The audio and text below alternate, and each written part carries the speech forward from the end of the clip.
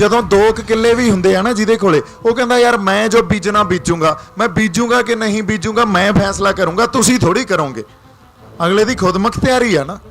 ਜਦੋਂ ਤੁਸੀਂ ਕੰਪਨੀਆਂ ਨੂੰ, ਕਾਰਪੋਰੇਟ ਸੈਕਟਰ ਨੂੰ ਇਹੋ ਜਿਹੇ ਕਾਨੂੰਨਾਂ ਦੇ ਅਧੀਨ ਸਾਡੇ ਤੇ ਗਲਬਾ ਪਵਾ ਦੋਗੇ, ਸਾਡੇ ਤੋਂ ਸਾਡਾ ਸਭ ਕੁਝ ਖੋ ਕੇ ਲੈ ਜਾਓਗੇ। ਸੋ ਪੰਜਾਬ ਦੇ ਜਿਹੜੇ ਇੰਟਰਸਟ ਆ ਜਾਂ ਪੰਜਾਬ ਦੇ ਮਸਲਿਆਂ ਦੇ ਜਿਹੜੇ ਹੱਲ ਆ, ਉਹ ਕਦੇ ਵੀ ਸੈਂਟਰ ਨਾਲ ਮੇਲ ਨਹੀਂ ਖਾਂਦੇ। ਕੌਨਫਲਿਕਟ ਰਹੂਗਾ ਹੀ ਰਹੂਗਾ ਹਮੇਸ਼ਾ। ਕਲਾਕਾਰਾਂ ਨੂੰ ਕਲਾਕਾਰਾਂ ਦੀ ਮਾੜੀ ਮੋਟੀ ਸਮਝ ਹੁੰਦੀ ਆ। ਤੁਹਾਨੂੰ ਲੱਗਦਾ ਤੁਹਾਡਾ ਭਰਾ ਇੱਥੇ MLA ਜਾਂ MP ਬਣਨਾ ਆ, ਜਾਂ ਇਸ ਪਲੇਟਫਾਰਮ ਤੋਂ ਆਪਦੀ ਕੋਈ ਇਹ MP ਜਾਂ MLA ਦੀ ਇੱਕ ਰਾਜਨੀਤੀ ਫਰੰਟ ਤਿਆਰ ਕਰ ਰਿਹਾ, ਜਾਂ ਐਡੀ ਛੋਟੀ ਸੋਚ ਮੇਰੀ ਹੋ ਸਕਦੀ ਸੀ। ਜਾਂ ਵੈਸਟ ਤੋਂ ਸਾਰਾ ਸੰਸਾਰ ਬਹੁਤ ਪ੍ਰਭਾਵਿਤ ਆ ਵੈਸਟਰਨ ਸਿਵਲਾਈਜੇਸ਼ਨ ਤੋਂ। ਜਦੋਂ ਉਸ ਸਿਵਲਾਈਜੇਸ਼ਨ ਨੇ ਹੌਲੀ ਹੌਲੀ ਇਵੋਲਵ ਹੋ ਕੇ ਇਹ ਗੱਲ ਸਮਝੀ ਵੀ ਸਾਨੂੰ ਛੋਟੇ ਛੋਟੇ ਖਿੱਤਿਆਂ 'ਚ ਖੁਦ ਮੁਖਤਿਆਰੀ ਦੇਣੀ ਪਊਗੀ, ਸਾਨੂੰ ਪਾਵਰ ਨੂੰ ਡੀਸੈਂਟਰਲਾਈਜ਼ ਕਰਨਾ ਪਊਗਾ। ਸੈਂਟਰਲਾਈਜ਼ ਪਾਵਰ ਨਾਲ ਵਿਕਸਿਤ ਨਹੀਂ ਹੋਣਾ ਕਿਸੇ ਨੇ, ਜਾਂ ਵਿਕਾਸ ਨਹੀਂ ਹੋਣਾ ਕਿਸੇ ਖਿੱਤੇ 'ਚ। ਸਵਿਟਜ਼ਰਲੈਂਡ ਇੱਕ ਛੋਟਾ ਜਿਹਾ ਮੁਲਕ ਆ, ਉੱਥੇ 200 ਬੰਦੇ ਵੀ ਜੇ ਖੜੇ ਹੋ ਕੇ ਕਹਿ ਦਿੰਦੇ ਆ ਸਾਨੂੰ ਅਸੀਂ ਵੱਖਰੇ ਆ, ਸਾਨੂੰ ਵੱਖਰੀ ਪਛਾਣ ਦਿਓ, ਅਗਲੇ ਕਹਿੰਦੇ ਆ ਲੈ ਲਓ। ਉੱਥੋਂ ਦੀ ਸਰਕਾਰ ਦਾ ਮੋਟੋ ਹੀ ਆ ਸਮਾਲ ਇਜ਼ ਬਿਊਟੀਫੁਲ। ਔਰ ਦੇਸ਼ ਭਗਤ, ਉਹ ਦੇਸ਼ ਦੀ ਉਹਨਾਂ ਦੀ ਪਰਿਭਾਸ਼ਾ ਕੀ ਆ ਤੇ ਸਾਡੇ ਵਾਲਿਆਂ ਦੀ ਪਰਿਭਾਸ਼ਾ ਕੀ ਆ। ਕੱਲ ਮੋਦੀ ਸਾਹਿਬ ਦਾ ਬਿਆਨ ਆਇਆ ਵੀ ਅਸੀਂ ਜਿਹੜੇ ਕਾਨੂੰਨ ਬਣਾਏ ਆ 370 ਆ, ਚਾਹੇ ਅਸੀਂ ਟ੍ਰਿਪਲ ਤਲਾਕ ਦਾ ਫੈਸਲਾ ਲਿਆ, ਚਾਹੇ ਕੋਈ ਹੋਰ ਜਿਹੜਾ ਅਸੀਂ ਫੈਸਲਾ ਲਿਆ, ਉਹ ਤੋਂ ਪਿੱਛੋਂ ਨਹੀਂ ਹਟਾਂਗੇ। ਇਹ ਦੇਸ਼ ਦੇ ਹਿੱਤ 'ਚ ਹੈ, ਦੇਸ਼ ਭਗਤੀ ਆ। ਲੁਪਤੰਦਰਾਂ ਨੂੰ ਇਹੀ ਨਹੀਂ ਪਤਾ, ਇਹ ਇੱਕ ਭੂਗੋਲਕ ਖਿੱਤੇ ਨੂੰ ਹੀ ਦੇਸ਼ ਮਣੀ ਜਾਂਦੇ ਆ। ਇਹਨਾਂ ਦੇ ਆਏ ਆ ਵੀ ਉਧਰੋਂ ਕੰਨਿਆ ਕੁਮਾਰੀ ਤੋਂ ਲੈ ਕੇ ਕਸ਼ਮੀਰ ਤੱਕ ਜਿਹੜਾ ਵਿੱਚ ਇੱਕ ਧਰਤੀ ਆ, ਉਹ ਸਾਡਾ ਦੇਸ਼ ਆ। ਆਓ ਸੰਗਤ ਜੀਓ, ਗੁਰੂ ਮਹਾਰਾਜ ਦੀ ਬਖਸ਼ੀ ਹੋਈ ਫਤਿਹ ਦੀ ਸਾਂਝ ਪਾਈ ਹੈ ਤਾਂ ਤੁਹਾਡਾ ਸਾਰਿਆਂ ਦਾ ਪਤਾ ਲੱਗ ਜੇ ਵੀ ਇਸ ਪੰਡਾਲ 'ਚ ਬੈਠੇ ਹੋ, ਸ਼ਮੂਲੀਅਤ ਹੈਗੀ ਆ ਤੁਹਾਡੀ। ਵਾਹਿਗੁਰੂ ਜੀ ਕਾ ਖਾਲਸਾ, ਵਾਹਿਗੁਰੂ ਜੀ ਕੀ ਫਤਿਹ। ਅਸੀਂ 2 ਗੱਲਾਂ ਹੀ ਕਰਨੀਆਂ। ਪਹਿਲਾਂ ਤਾਂ ਉਦੁਕੇ ਸਾਹਿਬ, ਗੁਰਪ੍ਰੀਤ ਬਾਈ, ਮਲਕੀਤ ਬਾਈ ਸਾਰੇ ਆਏ ਆ, ਤੇ ਸਾਡੇ ਹੋਰ ਵੀ ਜਿਹੜੇ ਸੱਜਣ, ਪਰਮਪਾਲ ਬਾਈ, ਸੁਖਦੇਵ ਬਾਈ, ਸਾਰਿਆਂ ਦਾ ਬਹੁਤ ਬਹੁਤ ਧੰਨਵਾਦ। ਕਿਉਂਕਿ ਜਦੋਂ ਤੁਸੀਂ ਆਉਣੇ ਹੋ, ਹੱਲਾਸ਼ੇਰੀ ਦਿੰਦੇ ਹੋ, ਤੇ ਇਹ ਵੀ ਨਾਲ ਅਹਿਸਾਸ ਕਰਾਉਣੇ ਹੋ ਵੀ ਅਸੀਂ ਨਾਲ ਆ। ਜਦੋਂ ਜਿੱਥੇ ਕਿਤੇ ਤੁਹਾਡਾ ਸੁਨੇਹਾ ਆਊਗਾ, ਅਸੀਂ ਨਾਲ ਖੜੇ ਹਾਂ। ਔਰ ਇਹ ਗੱਲ ਨਹੀਂ ਹੁੰਦੀ ਵੀ ਇੱਕ ਮੋਰਚੇ 'ਚ ਸਾਰੇ ਜਾਣੇ ਹੀ ਬੈਠੇ ਹੋਣ ਤੇ ਤਾਂ ਹੀ ਇਕੱਠੇ ਹੋ ਸਕਦੇ ਆ। ਇਤਿਹਾਸ 'ਚ ਹਮੇਸ਼ਾ ਜਦੋਂ ਸੰਘਰਸ਼ ਲੜੇ ਜਾਂਦੇ ਆ, ਲੜਾਈਆਂ ਲੜੀਆਂ ਜਾਂਦੀਆਂ, ਮੋਰਚੇ ਲਾਏ ਜਾਂਦੇ ਆ, ਤਾਂ ਵੱਖ-ਵੱਖ ਥਾਵਾਂ ਤੋਂ ਮੋਰਚੇ ਲਾ ਕੇ ਲੜੇ ਗਏ ਆ ਤੇ ਲੜੇ ਜਾਂਦੇ ਰਹਿਣਗੇ। ਆਪਾਂ ਵੀ ਉਹੀ ਕੀਤਾ। ਪਰ ਗੁਰਪ੍ਰੀਤ ਬਾਈ, ਇਸ ਮੋਰਚੇ ਦਾ ਇੱਕ ਮਕਸਦ ਤੁਹਾਡੇ ਨਾਲ ਸੌਖੇ ਜਿਹੇ ਸ਼ਬਦਾਂ 'ਚ ਆਪਾਂ ਸ਼ੇਅਰ ਕਰਨਾ ਸੀ। ਜਦੋਂ ਕਿਸਾਨ ਜਥੇਬੰਦੀਆਂ ਨਾਲ ਮੀਟਿੰਗ ਹੋਈ, ਆਪਾਂ ਉਸ ਕਿਸਾਨੀ ਦੇ ਸੰਘਰਸ਼ 'ਚੋਂ ਵੱਖ ਨਹੀਂ ਆ, ਉਸ ਸੰਘਰਸ਼ ਦੇ ਨਾਲ ਹੀ ਆ, ਕਿਸਾਨ ਜਥੇਬੰਦੀਆਂ ਦੇ ਨਾਲ ਵੀ ਆ।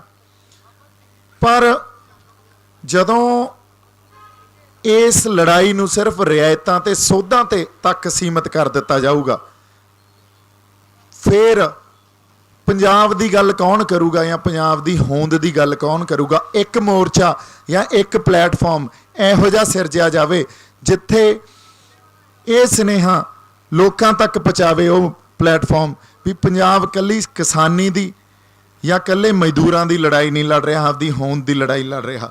ਸਾਡੀ ਧਰਤੀ ਨਾਲ ਸਾਡਾ ਸੱਭਿਆਚਾਰ, ਸਾਡੀ ਮਾਂ ਬੋਲੀ, ਸਾਡਾ ਇਤਿਹਾਸ, ਸਾਡਾ ਫਲਸਫਾ, ਸਾਡਾ ਸਭ ਕੁਝ ਹੀ ਜੁੜਿਆ ਹੁੰਦਾ, ਸਾਡੀ ਸਿਆਸਤ ਜੁੜੀ ਹੁੰਦੀ ਆ। ਜਦੋਂ ਸਾਡੇ ਤੋਂ ਸਾਡੀ ਧਰਤੀ ਜਾਂ ਸਾਡੇ ਤੋਂ ਸਾਡੀ ਜ਼ਮੀਨ ਖੋਹੀ ਜਾਂਦੀ ਆ, ਅਸੀਂ ਉਹਦੇ ਨਾਲ ਖੁਰਦੇ ਆ, ਇਹ ਸਭ ਕੁਝ ਖੁਰ ਜਾਂਦਾ। ਇਹਦੀ ਇੱਕ ਛੋਟੀ ਜੀ ਮੈਂ ਤੁਹਾਨੂੰ ਐਗਜ਼ਾਮਪਲ ਦਿੰਨਾ। ਮੋਹਾਲੀ 'ਚ ਚੰਡੀਗੜ੍ਹ ਜਦੋਂ ਇੰਟਰਨੈਸ਼ਨਲ ਏਅਰਪੋਰਟ ਬਣਿਆ ਤਾਂ ਜ਼ਮੀਨ ਐਕਵਾਇਰ ਕੀਤੀ ਗਈ। ਜ਼ਮੀਨ ਐਕਵਾਇਰ ਕਰਕੇ ਉਹਨਾਂ ਨੂੰ ਕੰਪਨਸੇਸ਼ਨ ਵੀ ਮਿਲੀ, ਜਿਨ੍ਹਾਂ ਦੀ ਜ਼ਮੀਨ ਐਕਵਾਇਰ ਹੋਈ ਕਿਸਾਨਾਂ ਨੂੰ। ਕਈ ਕਿਸਾਨਾਂ ਦੀ ਸਾਰੀ ਜ਼ਮੀਨ ਹੀ ਉਹਦੇ 'ਚ ਗਈ।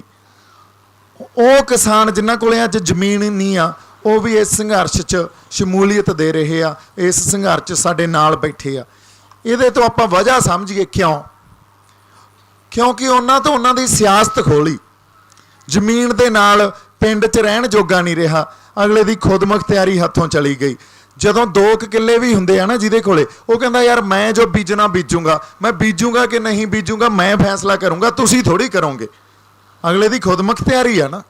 ਜਦੋਂ ਤੁਸੀਂ ਕੰਪਨੀਆਂ ਨੂੰ, ਕਾਰਪੋਰੇਟ ਸੈਕਟਰ ਨੂੰ ਇਹੋ ਜਿਹੇ ਕਾਨੂੰਨਾਂ ਦੇ ਅਧੀਨ ਸਾਡੇ ਤੇ ਗਲਬਾ ਪਵਾ ਦੋਗੇ, ਸਾਡੇ ਤੋਂ ਸਾਡਾ ਸਭ ਕੁਝ ਖੋਹ ਕੇ ਲੈ ਜਾਓਗੇ। ਸੋ ਪੰਜਾਬ ਦੇ ਜਿਹੜੇ ਇੰਟਰਸਟ ਆ ਜਾਂ ਪੰਜਾਬ ਦੇ ਮਸਲਿਆਂ ਦੇ ਜਿਹੜੇ ਹੱਲ ਆ ਉਹ ਕਦੇ ਵੀ ਸੈਂਟਰ ਨਾਲ ਮੇਲ ਨਹੀਂ ਖਾਂਦੇ। ਕੌਨਫਲਿਕਟ ਰਹੂਗਾ ਹੀ ਰਹੂਗਾ ਹਮੇਸ਼ਾ।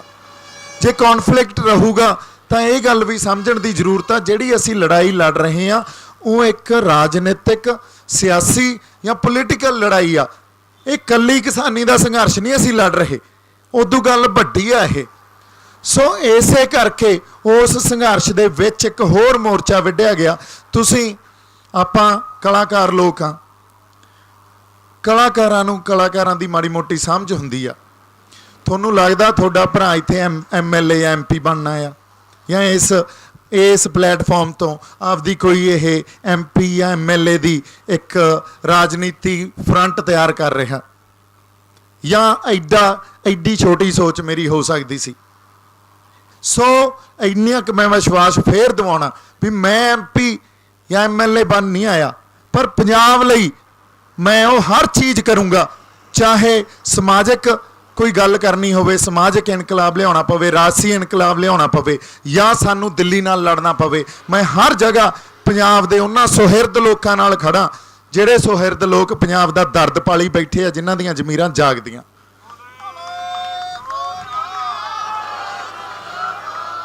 ਸੋ ਅਗਲੀ ਗੱਲ ਅਸੀਂ ਜੇ ਸਮਝੀਏ, ਅਸੀਂ ਆਹ ਦੇਖ ਲਓ ਬੰਦਾ ਬਹਾਦਰ, ਬਾਬਾ ਬੰਦਾ ਬਹਾਦਰ ਜੀ ਦਾ ਆਪਾਂ ਲਿਖਿਆ ਵੀ ਪਹਿਲੇ ਸਿੱਖ ਰਾਜ ਦੇ ਬਾਨੀ ਬਾਬਾ ਬੰਦਾ ਸਿੰਘ ਬਹਾਦਰ, ਜਿਨ੍ਹਾਂ ਨੇ ਸਾਨੂੰ ਮੁਜ਼ਾਹਰਿਆਂ ਤੋਂ ਜ਼ਮੀਨਾਂ ਦੇ ਮਾਲਕ ਬਣਾਇਆ।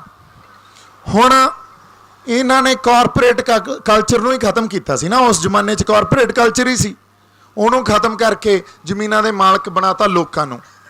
ਅੱਜ ਵਰਤਾਰਾ ਕੀ ਚੱਲ ਰਿਹਾ? ਉਲਟਾ। ਇਸ ਵਰਤਾਰੇ ਨੂੰ ਰਿਵਰਸ ਕਰਨ ਦੀ ਕੋਸ਼ਿਸ਼ ਕਰ ਰਹੇ ਆ। ਅੱਛਾ, ਇਹ ਫਿਰ ਆਪਦੇ ਆਪ ਨੂੰ ਮਾਡਰਨ ਕਹਿੰਦੇ ਆ। ਅਸੀਂ ਮਾਡਰਨਿਟੀ ਦੀ ਗੱਲ ਵੀ ਸਮਝ ਲਈਏ। ਅੱਜ ਯੂਰਪੀਅਨ ਸਿਵਲਾਈਜੇਸ਼ਨ ਆ ਨਾ ਜਿਹੜੀ, ਉਹ ਸਭ ਤੋਂ ਮਾਡਰਨ ਸਿਵਲਾਈਜੇਸ਼ਨ ਮੰਨੀ ਜਾਂਦੀ ਹੈ, ਜਾਂ ਇਸ ਮਾਡਰਨ ਸਿਵਲਾਈਜੇਸ਼ਨ ਦੀ ਫਾਊਂਡੇਸ਼ਨ ਮੰਨੀ ਜਾਂਦੀ ਹੈ। ਜਾਂ ਵੈਸਟ ਤੋਂ ਸਾਰਾ ਸੰਸਾਰ ਬਹੁਤ ਪ੍ਰਭਾਵਿਤ ਆ ਵੈਸਟਰਨ ਸਿਵਲਾਈਜੇਸ਼ਨ ਤੋਂ। ਜਦੋਂ ਉਸ ਸਿਵਲਾਈਜੇਸ਼ਨ ਨੇ ਹੌਲੀ ਹੌਲੀ ਇਵੋਲਵ ਹੋ ਕੇ ਇਹ ਗੱਲ ਸਮਝੀ ਵੀ ਸਾਨੂੰ ਛੋਟੇ ਛੋਟੇ ਖਿੱਤਿਆਂ 'ਚ ਖੁਦਮੁਖਤਿਆਰੀ ਦੇਣੀ ਪਊਗੀ, ਸਾਨੂੰ ਪਾਵਰ ਨੂੰ ਡੀਸੈਂਟਰਲਾਈਜ਼ ਕਰਨਾ ਪਊਗਾ। ਸੈਂਟਰਲਾਈਜ਼ ਪਾਵਰ ਨਾਲ ਵਿਕਸਿਤ ਨਹੀਂ ਹੋਣਾ ਕਿਸੇ ਨੇ, ਜਾਂ ਵਿਕਾਸ ਨਹੀਂ ਹੋਣਾ ਕਿਸੇ ਖਿੱਤੇ 'ਚ। ਸਵਿਟਜ਼ਰਲੈਂਡ ਇੱਕ ਛੋਟਾ ਜਿਹਾ ਮੁਲਕ ਆ, ਉੱਥੇ 200 ਬੰਦੇ ਵੀ ਜੇ ਖੜੇ ਹੋ ਕੇ ਕਹਿ ਦਿੰਦੇ ਆ ਸਾਨੂੰ ਅਸੀਂ ਵੱਖਰੇ ਆ, ਸਾਨੂੰ ਵੱਖਰੀ ਪਛਾਣ ਦਿਓ, ਅਗਲੇ ਕਹਿੰਦੇ ਆ ਲੈ ਲਓ। ਉੱਥੋਂ ਦੀ ਸਰਕਾਰ ਦਾ ਮੋਟੋ ਹੀ ਆ ਸਮਾਲ ਇਜ਼ ਬਿਊਟੀਫੁਲ। ਕੈਨੇਡਾ ਅਸੀਂ ਸ਼ੂਟਿੰਗ ਲਈ ਵੀ ਜਾਂਦੇ ਹਾਂ, ਉਹ ਵੀ ਜਾਂਦੇ ਹਾਂ। ਕੈਨੇਡਾ 'ਚ ਹਰ ਸੂਬੇ ਦਾ ਝੰਡਾ ਵੀ ਵੱਖਰਾ, ਇਹਦੇ ਨਾਲ ਕੈਨੇਡਾ ਵੱਖ ਹੋ ਗਿਆ। ਅਮਰੀਕਾ 'ਚ ਹਰ ਸਟੇਟ ਦੇ ਕਾਨੂੰਨ ਵੱਖਰੇ ਵੱਖਰੇ ਆ, ਅਮਰੀਕਾ ਵੱਖ ਹੋ ਗਿਆ।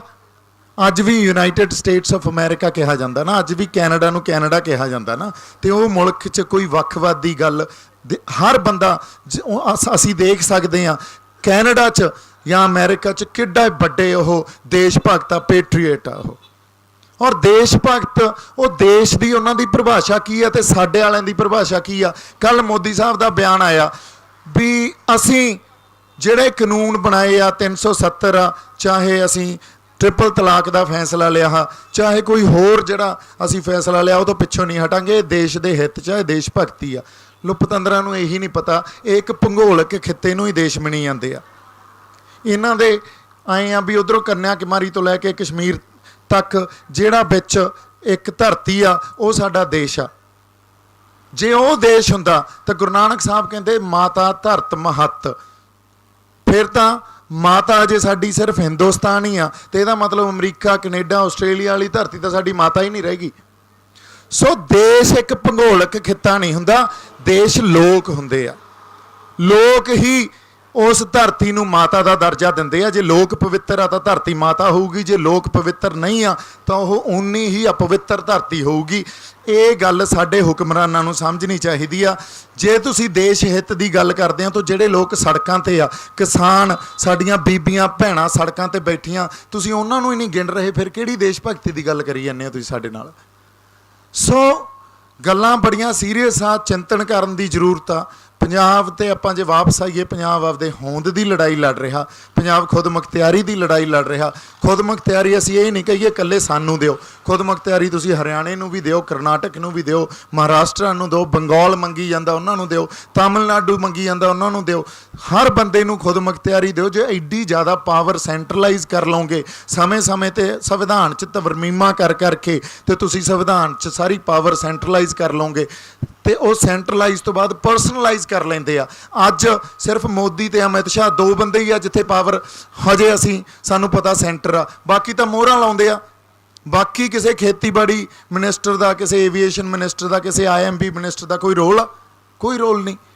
ਸੋ ਲੜਾਈ ਜਿਹੜੀ ਅਸੀਂ ਲੜ ਰਹੇ ਹਾਂ, ਐਕਚੁਅਲੀ 'ਚ ਜੇ ਦੇਖਿਆ ਜਾਵੇ ਤਾਂ ਸਰਕਾਰ ਨੂੰ ਬਚਾਉਣ ਦੀ, ਇਸ ਢਾਂਚੇ ਨੂੰ ਬਚਾਉਣ ਦੀ, ਇਸ ਫੈਡਰਲ ਢਾਂਚੇ ਨੂੰ ਬਚਾਉਣ ਦੀ ਲੜਾਈ ਲੜ ਰਹੇ ਹਾਂ, ਇਸ ਡੈਮੋਕ੍ਰੇਸੀ ਨੂੰ ਬਚਾਉਣ ਦੀ ਲੜਾਈ ਲੜ ਰਹੇ ਹਾਂ, ਇਹਨਾਂ ਦੇ ਹਿੱਤ ਦੀ ਲੜਾਈ ਲੜ ਰਹੇ ਹਾਂ। ਇਹਨਾਂ ਦੇ ਗੱਲਾਂ ਹੀ ਨਹੀਂ ਸਮਝ ਆ ਰਹੀਆਂ। ਅਸੀਂ ਇਹ ਕਹਿ ਰਹੇ ਹਾਂ ਪਾਵਰ ਨੂੰ ਡਿਸਟ੍ਰੀਬਿਊਟ ਕਰੋ, ਸੂਬਿਆਂ ਦੀ ਪਾਵਰ ਸੂਬਿਆਂ 'ਚ ਡਿਸਟ੍ਰੀਬਿਊਟ ਕਰੋ, ਲੋਕਾਂ ਦੀ ਪਾਵਰ ਲੋਕਾਂ 'ਚ ਡਿਸਟ੍ਰੀਬਿਊਟ ਕਰੋ। ਜੇ ਸਾਡੇ ਕੋਲੇ ਇੰਨੇ ਕੁ ਫੈਸਲੇ ਤਾਂ ਹੁਣ ਅਸੀਂ ਆਪਦੀ ਫਸਲਾਂ ਦੇ ਮੁੱਲ ਆਪ ਤੈਅ ਕਰ ਸਕੀਏ। ਅਸੀਂ ਫਸਲ ਬੀਜਣੀ ਆ ਤੇ ਵੇਚਣੀ ਆ। ਹੁਣ ਖਰੀਦਣ ਵਾਲੀ ਧਿਰ ਵੀ ਕਦੇ ਫਸਲਾਂ ਦੇ ਮੁੱਲ ਤੈਅ ਕਰਦੀ ਹੁੰਦੀ ਆ, ਖਰੀਦਣ ਵਾਲਾ ਬੰਦਾ ਵੀ ਕਦੇ ਤੁਹਾਡੀ ਜਿਹੜੀ ਚੀਜ਼ ਤੁਸੀਂ ਵੇਚਣੀ ਆ ਉਹਦਾ ਮੁੱਲ ਤੈਅ ਕਰਦਾ ਹੁੰਦਾ। ਫਿਰ ਅਸੀਂ ਕਦੋਂ ਇਹ ਗੱਲ ਅਸੀਂ ਜੇ ਸਮਝ ਲਈਏ ਵੀ ਅਸੀਂ ਇੱਕ ਮਾਡਲ ਕਿਸਾਨਾਂ ਵਾਸਤੇ ਜਾਂ ਮਜ਼ਦੂਰਾਂ ਵਾਸਤੇ ਤਿਆਰ ਕਰ ਲਾਂਗੇ ਜਿਹੜਾ ਸਾਡੇ ਲਈ ਲਾਹੇਵੰਦ ਹੋਊਗਾ, ਅਸੀਂ ਬਹੁਤ ਦੂਰ ਆ। ਅਸੀਂ ਅੱਜ ਤੋਂ ਪਹਿਲਾਂ ਖੁਦਕੁਸ਼ੀਆਂ ਤੇ ਕਰਜ਼ਿਆਂ ਦੇ ਮਾਡਲ ਤੋਂ ਇੱਕ ਚੰਗੇ ਮਾਡਲ ਲਈ ਲੜਦੇ ਹੁੰਦੇ ਸੀ। ਹੁਣ ਸਾਡੀ ਲੜਾਈ ਕੀ ਆ ਗਈ ਅੱਜ ਦੀ ਡੇਟ 'ਚ ਵੀ ਆਹ ਕਾਨੂੰਨ ਵਾਪਸ ਲੈ ਲਓ। ਦੇਖੋ ਲੜਾਈ ਕਿਵੇਂ ਬਦਲਦੇ ਆ। ਇਹਦਾ ਵਜ੍ਹਾ ਇਹੀ ਆ, ਇਹ ਸਮਝਣ ਦੀ ਜ਼ਰੂਰਤ ਆ। ਵਜ੍ਹਾ ਬਹੁਤ ਵੱਡੀ ਇਹ ਆ ਵੀ ਅਸੀਂ ਮਸਲਿਆਂ ਨੂੰ ਲੈ ਕੇ ਮਸਲਿਆਂ ਨੂੰ ਮੁਖਾਤਮ ਹੁੰਦੇ ਰਹਿੰਦੇ ਆ। ਮਸਲੇ ਕਿਸੇ ਇੱਕ ਹਾਲਾਤ ਨੇ ਦਿੱਤੇ ਹੁੰਦੇ ਆ, ਉਹ ਹਾਲਾਤ 'ਚੋਂ ਤਾਂ ਪੈਦਾ ਹੁੰਦੇ ਨਹੀਂ, ਕਿਸੇ ਹਾਲਾਤ ਦੀ ਦੇਣ ਆ, ਇੱਕ ਖਾਸ ਤਰ੍ਹਾਂ ਦੇ ਹਾਲਾਤ ਦੀ ਦੇਣ ਉਹ ਮਸਲੇ। ਉਹਨਾਂ ਹਾਲਾਤਾਂ ਨੂੰ ਅਸੀਂ ਕਦੇ ਮੁਖਾਤਮ ਹੀ ਨਹੀਂ ਹੁੰਦੇ। ਜਦੋਂ ਤੱਕ ਅਸੀਂ ਬਿਮਾਰੀ ਦੀ ਜੜ 'ਚ ਜਾ ਕੇ ਜੜ ਨੂੰ ਨਹੀਂ ਪੱਟਾਂਗੇ, ਉਦੋਂ ਤੱਕ ਇਹਨਾਂ ਮਸਲਿਆਂ ਨੇ ਨਹੀਂ ਸੁਧਰਨਾ। ਹੋਰ ਵੀ ਕਾਨੂੰਨ ਆਉਂਦੇ ਰਹਿਣਗੇ, ਇਕੱਲੇ ਕਿਸਾਨੀ 'ਤੇ ਨਹੀਂ, ਸਾਡੇ 'ਤੇ ਹੋਰ ਵੀ ਵਪਾਰ 'ਤੇ ਵੀ ਆਉਣਗੇ, ਸਾਡੇ ਸਿੱਖਿਆ 'ਤੇ ਵੀ ਆਉਣਗੇ, ਆਈ ਜਾਂਦੇ ਆ, ਸਾਡੇ ਟੂਰਿਜ਼ਮ 'ਤੇ ਆਉਣਗੇ, ਹੈਲਥ 'ਤੇ ਆਉਣਗੇ। ਪੰਜਾਬ ਨੂੰ ਤਾਂ ਛੱਡਣਾ ਹੀ ਨਹੀਂ ਨਾ।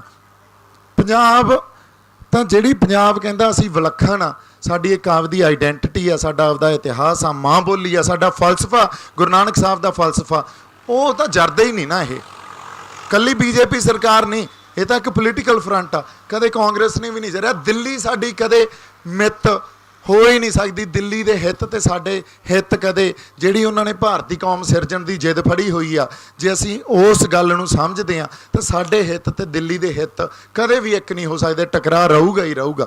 ਇੰਨੀਆਂ ਕੁ ਬੇਨਤੀਆਂ ਮੈਂ ਕਰਨੀਆਂ ਸੀ। ਗੱਲਾਂ ਬਹੁਤ ਲੰਬੀਆਂ ਆਪਾਂ ਕਰ ਸਕਦੇ ਹਾਂ, ਪਰ ਕਈ ਵਾਰੀ ਸਮੇਂ ਨੂੰ ਵੀ ਦੇਖਣਾ ਪੈਂਦਾ।